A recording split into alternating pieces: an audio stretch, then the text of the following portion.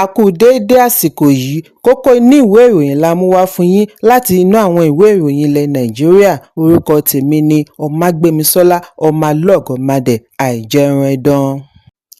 Ọba Charles kẹta àti olórí Camilla ti gba àlejò ààrẹ Bọ́lá Tinubu àti aya rẹ̀ Olúrẹ̀mí Tinubu lónìí ní Windsor Castle pẹ̀lú ìró ìbọn ní ìgbà 42 42 gun salute láti ikọ̀ ológun Royal Horse Artillery. Ọmọbakùnrin William àti ọmọbabìnrin Catherine láti Wales ṣe àgbékalẹ̀ Tinubu fún ìdílé oyè.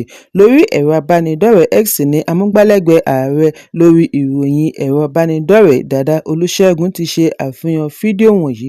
Ó kọ wípé àbẹ̀wò ọlọ́jọ́ méjì ààrẹ sí ilẹ̀ United Kingdom wáyé láti lè mú ìbáṣepọ̀ tó dán mọ́rán wà fún ìdókòòwò ilẹ̀ òkèèrè foreign investment ní àwọn ẹ̀ka bíi okòòwò, ààbò àti ẹ̀kọ́.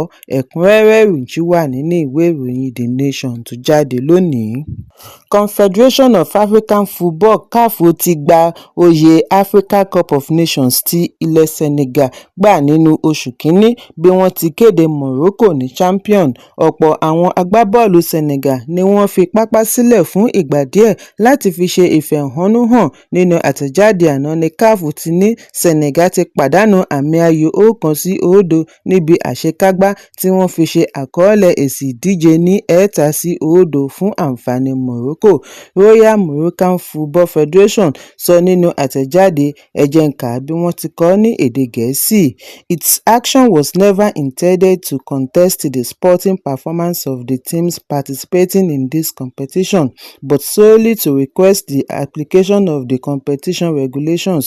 Ó kù ìṣẹ́jú díẹ̀ kí ìdíje parí ni àwọn alátìlẹyìn Senegal kan gbìyànjú àti dá ìdíje dúró fún bíi 20 ìṣẹ́jú láti fi ṣe ìfẹ̀hónúhàn pẹnáátì gbẹ̀yìn tí wọ́n fi dá Morocco lọ́lá.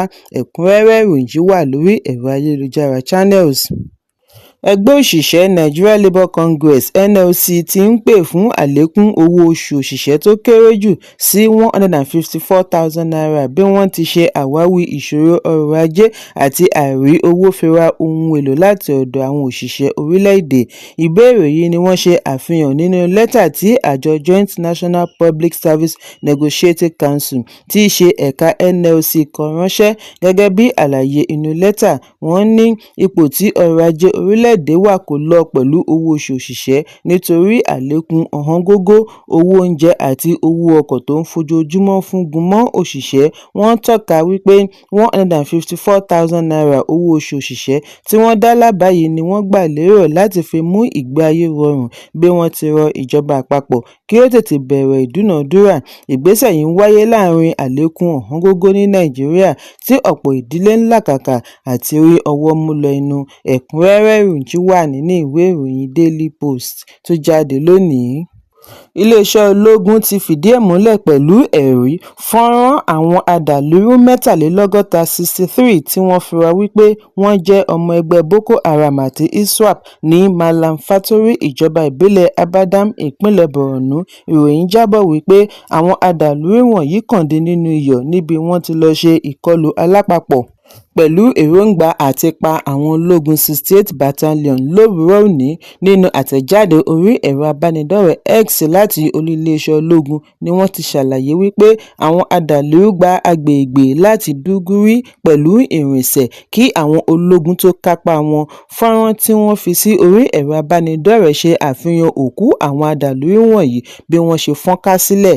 Ẹ̀kúnrẹ́rẹ́ ìròyìn wà nínú ìwé ìròyìn Daily Post tó jáde lónìí.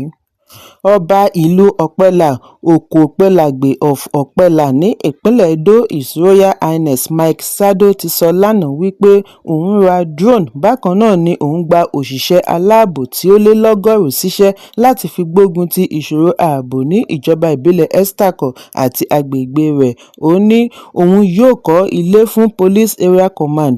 Ọba Ọ̀pẹ́là sọ èyí níbi ìjíròrò pẹ̀lú àwọn akọ̀ròyìn. Níbẹ̀ ni ó ti dá àhesọ wípé àjọ EFCC fi ọwọ́ ṣìkún òfin mú un nù. Ọba ní inú àwọn olóyè rẹ̀ kò dùn sí ìgbésẹ̀ yìí nítorí ó ti mọ́ wọn lára àti máa ṣàpapín owó ìdàgbàsókè ìlú. Ọba ní òun rí i dájú wípé kò sí àṣìná owó, àlékún sì ti bá ìdàgbàsókè ohun amáyédẹrùn láti ìgbà tí òun ti gun orí àpèrè. Ọba ní ìwé ẹ̀dùn ọkàn petition tí àwọn kan kọ sí EFCC ní láti fi bà á lórúkọ jẹ́ nítorí òun yarí wípé wọ́n gbọ́dọ̀ lo owó ìlú fún ìdàgbàsókè ìlú, kì í ṣe kí àwọn kan máa ṣe àpapín rẹ̀. Ọba fi kún un wípé òun ti ṣe àlékún owó tó ń wọlé kúrò ní N120,000 bọ́ sí N8 million lóṣooṣù. Ẹ̀kúnrẹ́rẹ́ ìròyìn wà nínú ìwé ìròyìn Daily Post tó jáde lónìí. Olùpèsè fíìmù àgbéléwò tí ó tún jẹ́ olùdásílẹ̀ iléeṣẹ́ Wálé Adénúgà Productions WAP Wálé Adénúgà ti fèsì sí ọ̀rọ̀ tí òṣèré Abíọ́dún Ayọ̀yínká tí gbogbo ènìyàn mọ̀ sí Bàbá Àjàsíkò sọ wípé òun kò ní owó lọ́wọ́. Ayọ̀yínká dá awuyewuye sílẹ̀ lórí ẹ̀rọ ayélujára lẹ́yìn tí ó ṣe ẹ̀sùn wípé ìṣẹ́ ń bá a fínra pẹ̀lú gbogbo ọdúnmọ́dún tí ó ti lò nídìí ìlúmọ̀ọ́ká eré àgbéléwò tí àkọlé rẹ̀ ń jẹ́ Papa Ajasco and Company. Nínú àtẹ̀jáde òní ni Adénúgà ti dá ẹ̀sùn Ayọ̀yínká nù bí ó ti ṣe àpèjúwe rẹ̀ ní irọ́ tí wọ́n fẹ́ fi ṣi aráàlú lọ́kàn. Ó pèsè àlàyé lórí ìbáṣepọ̀ rẹ̀ pẹ̀lú òṣèré yìí àti iṣẹ́ wọn. Ó ní nígbà tí òun kọ́kọ́ rí àfihàn fídíò tí ó fi sí orí ẹ̀rọ abánidọ́rẹ̀ẹ́ àti amóhùnmáwòrán lòun fi mọ̀ wípé ó ti gbé ìgbésẹ̀ àti rí owó pa sápò lọ ojútáyé àti ẹ̀rọ abánidọ́rẹ̀ẹ́. Òun kì í kú oríire nítorí òun mọ̀ wípé èyí á pawó wọlé fún un. Adénúgà ṣe àpèjúwe Ayọ̀yínká ní ẹlẹ́bùn púpọ̀ versatile, kò sí ipò tí kò lè ṣe. Ó ṣe àgbékalẹ̀ ìwà Bàbá Àjàsíkò àkọ́kọ́ tí wọ́n kọ́kọ́ lò ní ọdún 1976, kò sí ìyàtọ̀ nínú àwọn méjèèjì. Ó ní ó ṣe pàtàkì láti sọ̀rọ̀ lórí ẹ̀sùn tí Ayọ̀yínká ṣe, kì í ṣe fún ìdí mìíràn ṣùgbọ́n láti mú kí òtítọ́ fi ojú hàn, pàápàá jùlọ lórí eré àgbéléwò adẹ́rìnpani àti ọdúnmọ́dún. Ó ní Ayọ̀yínká jẹ́ òṣìṣẹ́ ìjọba civil servant pẹ̀lú ìjọba ìpínlẹ̀ Èkó láti ó lé ní 30 ọdún.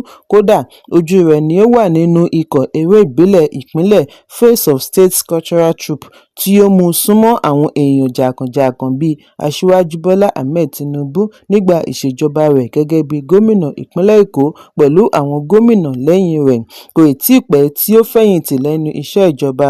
Ó ní ọ̀pọ̀ ìgbà ni àwọn máa ń tọrọ àyè ní ọ́fíìsì rẹ̀ bí àwọn bá ti fẹ́ lọ fún iṣẹ́ eré.